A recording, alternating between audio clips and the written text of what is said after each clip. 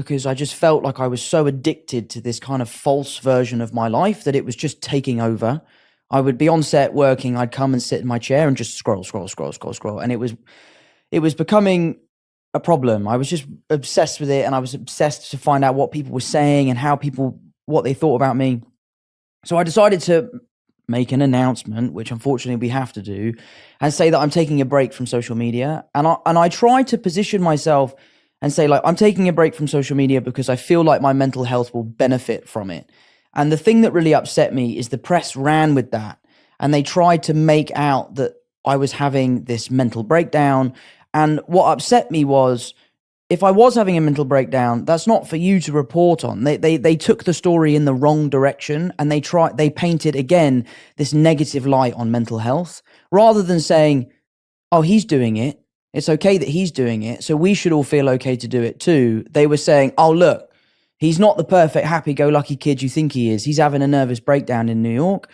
And I think that was a really unfair line of journalism, let's say, because I just think it, again, kind of painted people looking for help in the wrong light, if you know what I mean. Yeah, absolutely. It almost sounds like you were actually preemptively going, I'm doing this so that I don't go in that direction. Totally. So, at least I'm not trying to put words in your mouth, but absolutely. It's almost like I'm proactively seeing that I could end up in a position where I might have a breakdown. I don't want to be in that position. And so I'm responsibly saying, guys, I'm taking a break in order to protect myself. 100%. Yeah, which makes a lot of sense and actually is quite admirable again. Totally. Yeah. And that's kind of what the message of the show is about. Like the message of our show is that asking for help should be something that we celebrate. Yeah. If you're struggling, if you need help, if you feel bad and you wake up and you go to a friend, a therapist, a teacher, an employee or a colleague and say, I'm really struggling, I need some help. That should be something that we give you a pat on the back. Like, I would love to help you. I'm delighted that you asked me. And that, for me, that announcement was kind of my olive branch, and the press ran with it how they ran with it. But to be fair, it kind of gave me a great drive to finish The Crowded Room in the way that we did. To, like, if you're not going to listen to my personal message, then you have to listen to the message of my show. Yeah. So it kind of went hand in hand. I just wanted to do Dry January, and all I could think about was having a drink. It's all I could think about. I was waking up thinking about it. I was checking the clock. When's it 12? And it just really scared me. I just was like, wow, maybe I have a little bit of an alcohol thing. So I sort of decided to punish myself and say, I'll do February as well. I'll do 2 months off. If I can do 2 months off, then I can prove to myself that I don't have a problem. 2 months go by, and I was still really struggling. I felt like I couldn't be social. I felt like I couldn't go to the pub and have a lime soda. I couldn't go out for dinner. I was really, really struggling. And I started to really worry that maybe I had an alcohol problem. So I decided that I would wait until my birthday, which is June 1st. I said to myself, if I can do 6 months without alcohol, then I can prove to myself that I don't have a problem. And by the time I had got to June 1st, I was the happiest I've ever been in my life. I could sleep better. I could handle problems better. Things that would go wrong on set that would normally set me off, I could take in my stride. I had such better mental clarity. I felt healthier. I felt fitter. And I just sort of said to myself, like, why am I enslaved to this drink? Why am I so obsessed by the idea of having this drink? And I would look back and recognize that I would go to events for work and be like, I can't enjoy myself until I've had a few beers.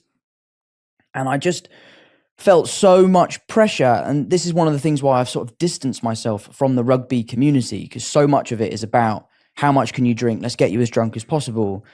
And it's honestly been the best thing I've ever done. I'm a year and a half into it now. It doesn't even cross my mind. I've found amazing replacements that I think are fantastic. Ones that are also really healthy. I found this one beer that it's full of electrolytes, and it's, you know, the carbohydrates in it are long-lasting energy. So like having a beer is now actually like a really healthy thing. I'm really lucky that all my friends are super supportive about it. I've never run into that scenario where my friends are like, oh, go on, just have a beer. Like, you're fine. They've always sort of really supported me. And I don't want to be that person that's saying to people, you should get sober, you should get sober. If I could encourage someone to drink less, then that's great. But I don't want to start getting into the world of you need to stop drinking, because it's not for me to say. I went on my own little journey. I'm really enjoying it. I'm delighted that my mum's has also given up. She's loving it.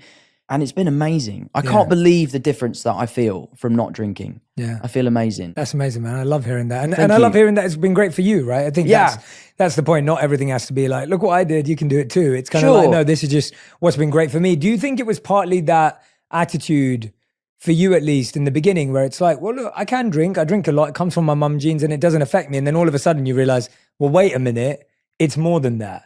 Because I think there is that. Like I was like that as a young man as well. Like for me, it was easy to drink. I didn't drink daily. For me, I drank a lot more socially. Sure. And I loved playing drinking games with my mates. And that was really what I enjoyed the most probably.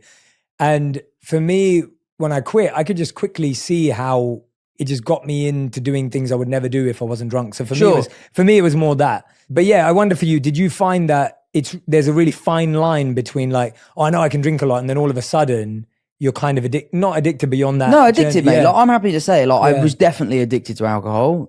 Not shying away from that at all. I think anyone that anyone that has a beer every day is probably got a little bit of a problem. But yeah, you're right.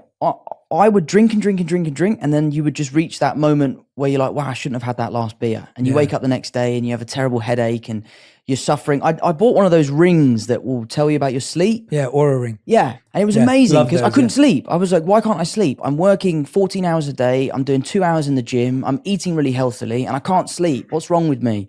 I bought this ring and it was booze.